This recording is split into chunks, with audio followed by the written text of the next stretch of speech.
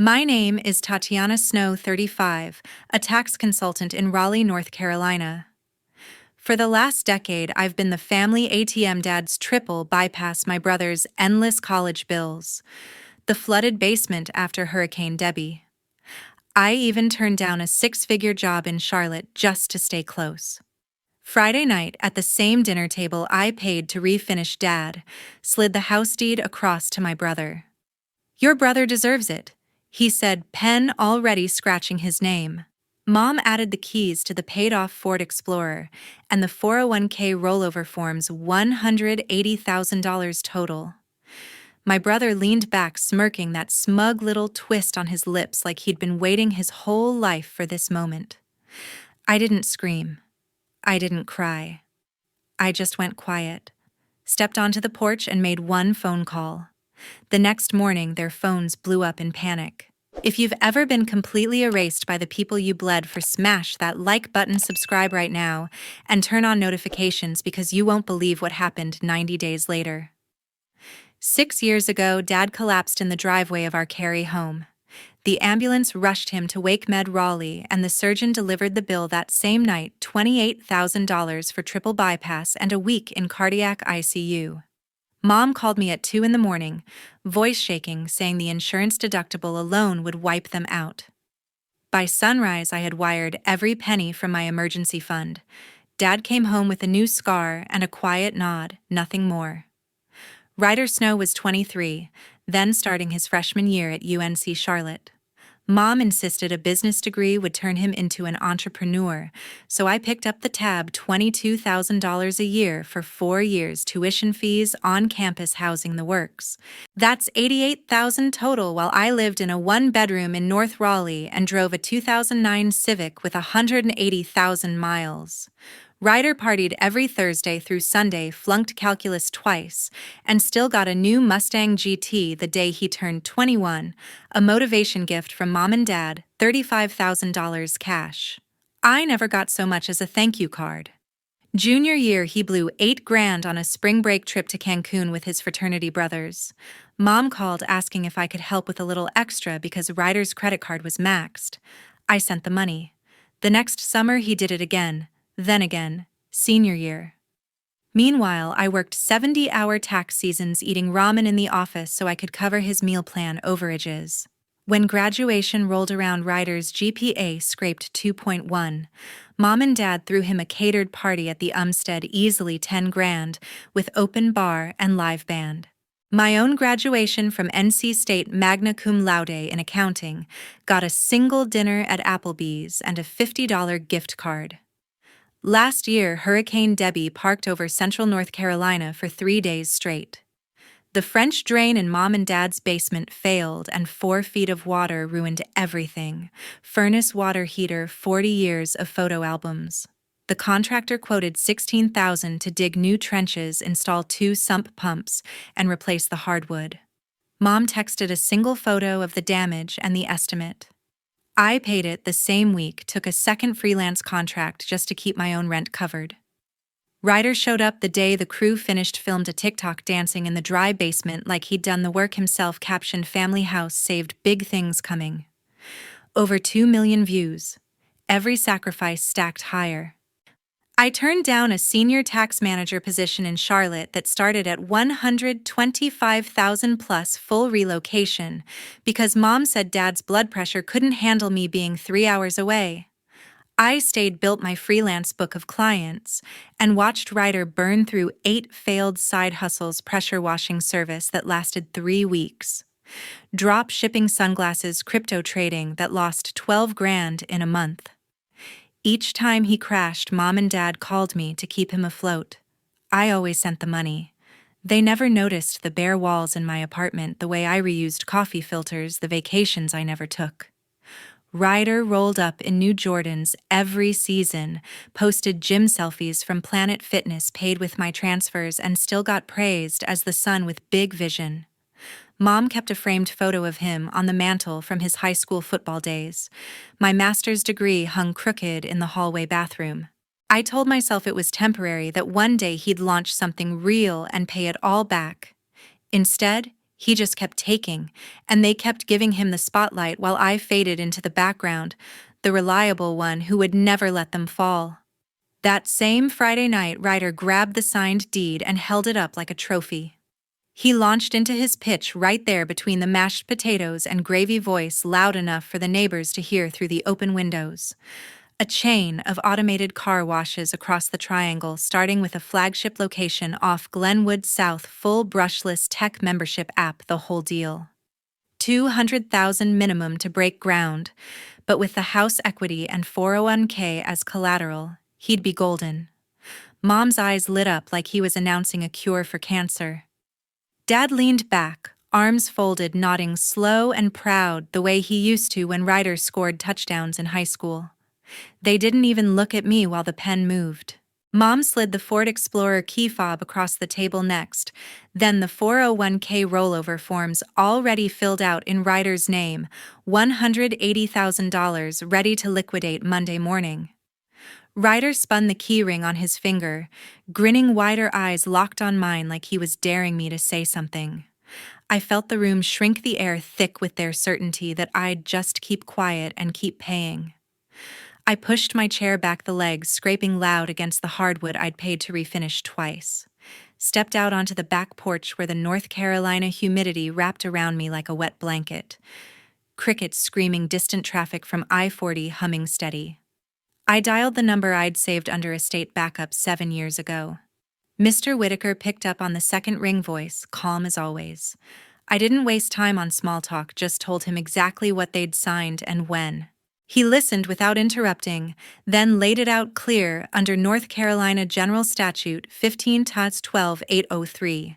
I had 30 days to file an affidavit of adverse claim as a contributing heir. My name was on every major repair invoice for a decade. Every wire transfer screenshot saved every tax return showing their dependents. That was more than enough for standing. He asked if I wanted to freeze everything tonight. I said yes. He said he'd have the affidavit notarized and filed at Wake County Register of Deeds, first thing Saturday, 8:15 sharp, before any bank could process a single transfer. I asked what it would cost. He quoted a flat $5,000 retainer against hourly, but added that once the claim hit public record, every lender in the state would see the cloud on title and slam on the brakes. I stared at the porch light, flickering moths banging against the bulb, and felt something shift hard inside my chest. Not anger anymore, just cold clarity. Mr. Whitaker told me to forward every receipt I had tonight, promised to email the filing confirmation by noon tomorrow. I hung up, slipped the phone back in my pocket, and walked inside, just as Ryder was bragging about the neon signage he'd already designed. Mom laughed at his mock-up on his phone. Dad raised his glass for a toast to our future CEO. I grabbed my purse, said I had an early client call in the morning.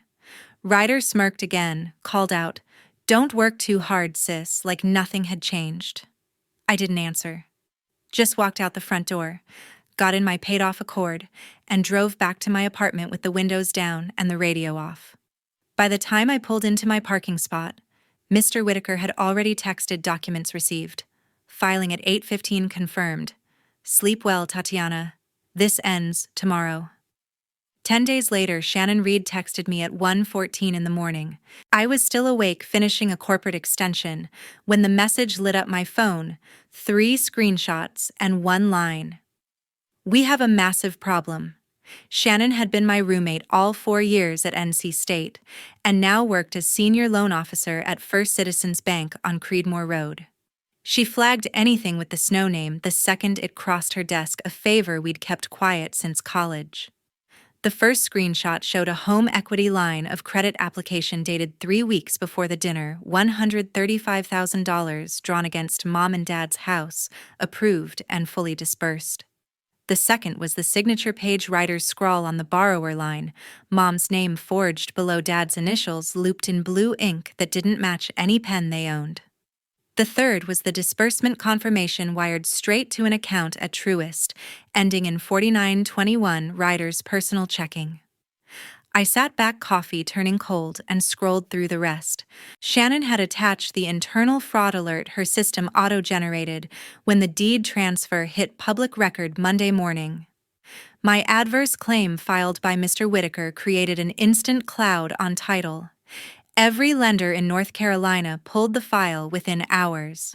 First Citizens froze the remaining available credit on the HELOC at exactly 11:07 Tuesday. But the damage was already done. $135,000 gone spent on a leased Lamborghini Urus private poker tournaments in Charlotte, and a deposit for a condo in South Park that never closed. Shannon called right after the text's voice low, so her husband wouldn't wake. She walked me through the timeline. Ryder walked into the Glenwood Avenue branch wearing a tailored suit, flashed a fake contractor license, claimed mom and dad were investors in his car wash chain, and needed quick liquidity. The underwriter greenlit it because the house appraised at $480 clean, no liens showing yet. By the time the fraud team circled back, the money had cleared. I asked what happens next. She said the bank would file a criminal referral with the North Carolina Department of Justice by end-of-week standard for forged signatures over $50,000. They'd also accelerate foreclosure if the HELOC went 30 days delinquent, which it already had. But because my adverse claim was recorded first, every attempted transfer of the deed, every refinance, every sale now required my signature or a court order lifting the cloud.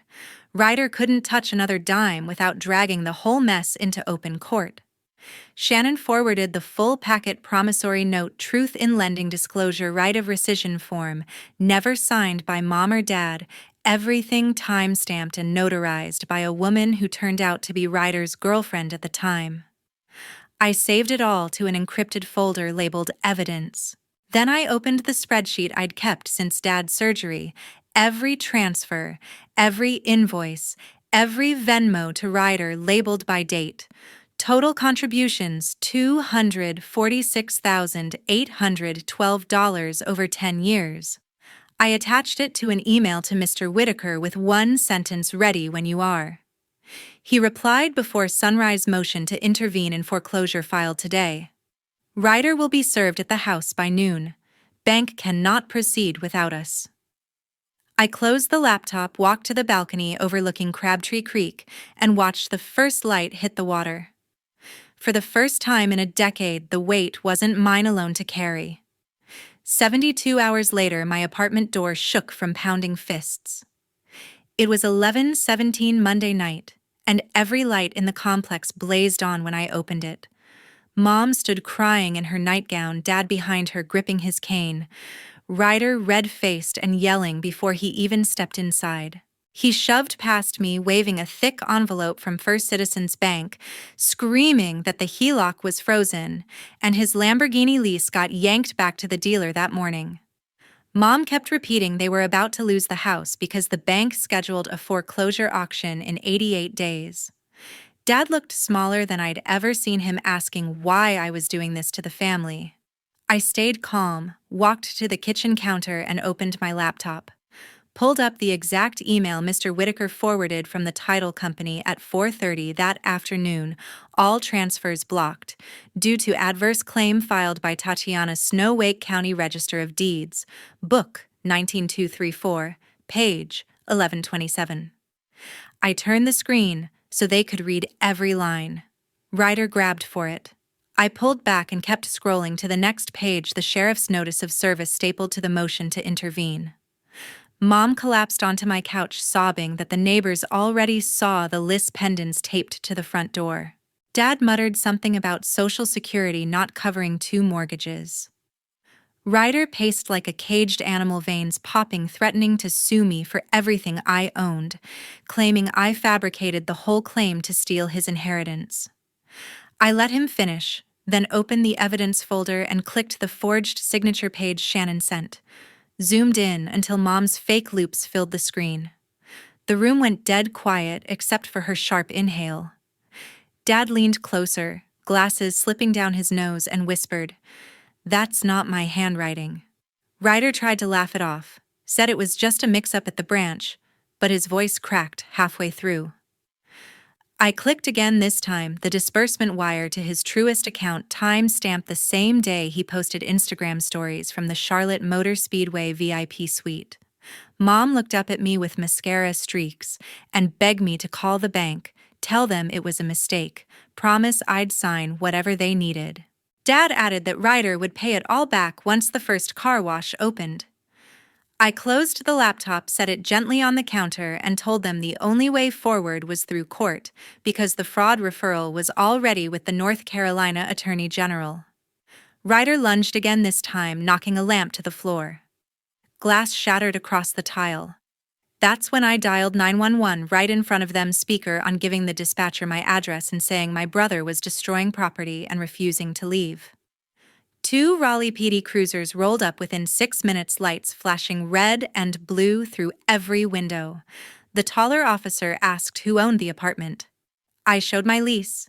He turned to Ryder and explained trespassing after being told to leave is a Class 1 misdemeanor in North Carolina. Ryder kept yelling about family business until the second officer handcuffed him and walked him out to the patrol car. Mom tried to follow barefoot on the asphalt, pleading with the cops that he was just upset. Dad stood frozen on my doorstep, cane trembling in his hand. I signed the incident report, gave them Mr. Whitaker's card for follow-up, and watched the cruisers pull away with Ryder in the back seat.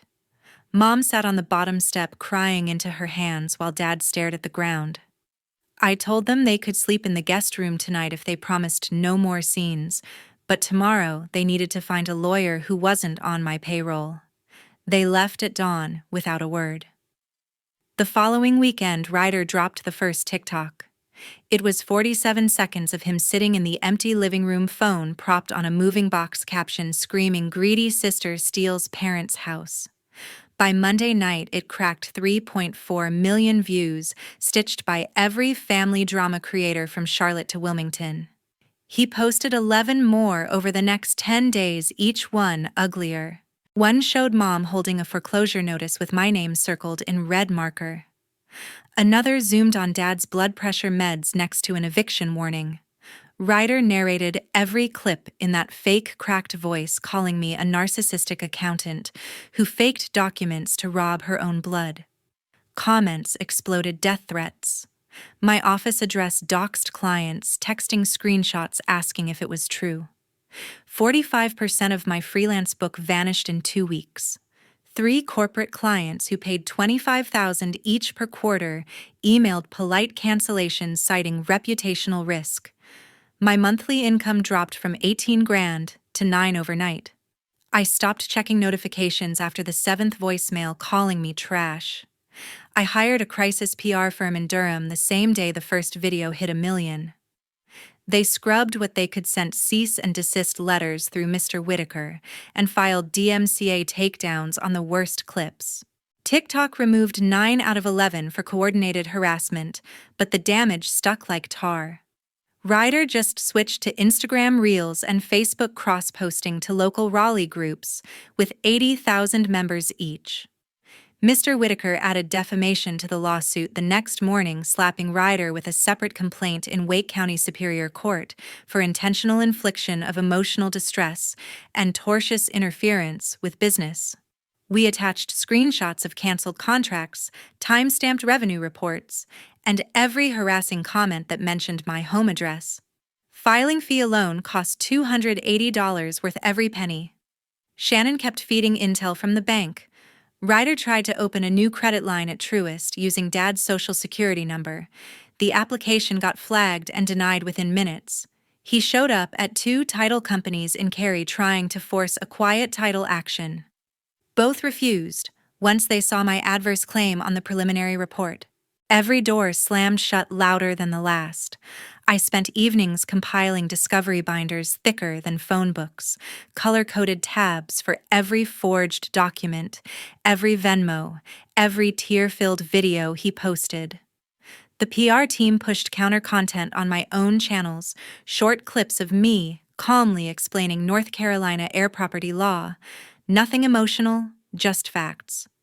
Views climbed slower but steadier, and a few local news stations picked up the story with the headline, "Daughter Fights, Brother's Alleged Elder Fraud." Ryder answered by live streaming from the courthouse steps the day his defamation papers were served, ranting for 23 minutes about corrupt lawyers and jealous siblings. The video hit 2 million before Facebook yanked it for violating community standards. Commenters started turning. Some recognized the forged signatures from Shannon's leaked photos now circulating in private groups. My remaining clients doubled referrals out of loyalty. A law firm in North Hills offered overflow work that covered the lost contracts and then some. I accepted every 1099 that came in, worked until 3 in the morning, and paid the PR retainer in full. By day 18, the defamation case was calendared for emergency injunction. Ryder got notice he couldn't post my name, image, or address online without facing contempt. He violated it twice in the first 24 hours. Mr. Whitaker filed for sanctions the same afternoon. I slept maybe 4 hours a night, fueled by coffee and the quiet satisfaction of watching every lie backfire in real time. 15 days later, Ryder stormed my office on the 17th floor. He barged past reception, yelling my name loud enough for every cubicle to hear. Security footage later showed him shoving the lobby turnstile when the guard asked for ID. By the time I stepped out of a client meeting, he was already at my door, fists pounding the frosted glass, screaming that the judge threw out the restraining order and I'd pay for ruining his life. 2 building guards tackled him in the hallway while 25 coworkers watched frozen. Raleigh PD arrived in 4 minutes. Same officers from my apartment call recognized him instantly. They cuffed him on the spot for violating the emergency injunction still active from the defamation case. I handed over the certified order, 500-foot radius, clearly marked, signed by Judge Hargrove himself. Ryder spat on the carpet as they dragged him to the elevator. 73 days after that dinner, Wells Fargo sold the house at auction on the Wake County Courthouse steps. Final bid $412,000, just enough to cover the HELOC balance, accrued interest, and foreclosure fees. The bank cut Mom and Dad a check for the leftover $8,000, mailed certified to the address they now shared with a cousin in Fugitive Arena. The North Carolina Department of Justice indicted Ryder 2 weeks later on felony loan fraud, Class E, maximum 8 years state prison, plus mandatory restitution of $150,000. Bail was set at $75,000. He couldn't post 10%. He jumped bond 48 hours after release, drove south on I-95, and got pulled over outside Myrtle Beach, doing 98 in the Lamborghini the dealer never managed to repossess. South Carolina held him on fugitive warrants. Extradition paperwork took 9 days. Mom and Dad moved into a 1-bedroom apartment off Capitol Boulevard, $920 a month. Thin walls, no dishwasher, Social Security checks barely covering rent and Medicare supplements. Mom took a part-time cashier job at Food Lion, first time working since 1998. Dad sold his fishing boat on Facebook Marketplace for $2,000 just to buy a used Buick so they could get to doctor appointments. I launched Snow Tax Solutions in North Hills, 6 months after the auction, signed a 5-year lease on a corner suite with real windows, hired 3 full-time CPAs and 1 paralegal. First year revenue hit $320,000, second year already tracking $410,000. I paid cash for a townhouse in Boylan Heights. No mortgage, no co-signer's title, in my name only. Every quarter, I write a $50,000 check to the North Carolina Family Justice Center earmarked for victims of financial elder abuse. No recognition asked, no plaque requested. My assistant mails it anonymously. I blocked every number, deleted every account they could reach, changed my personal email, and removed the guest room key from the ring. They never found the new address. Family is not a blank check. Favoritism is not love. It's poison. Boundaries are not betrayal. They're oxygen. The moment you stop rescuing people from consequences they chose, you finally start living. If you made it to the end, thank you truly for staying with me through every ugly detail. Drop a comment and tell me, have you ever had to cut ties to save yourself? How did you do it? Your stories keep the rest of us brave. See you in the next one.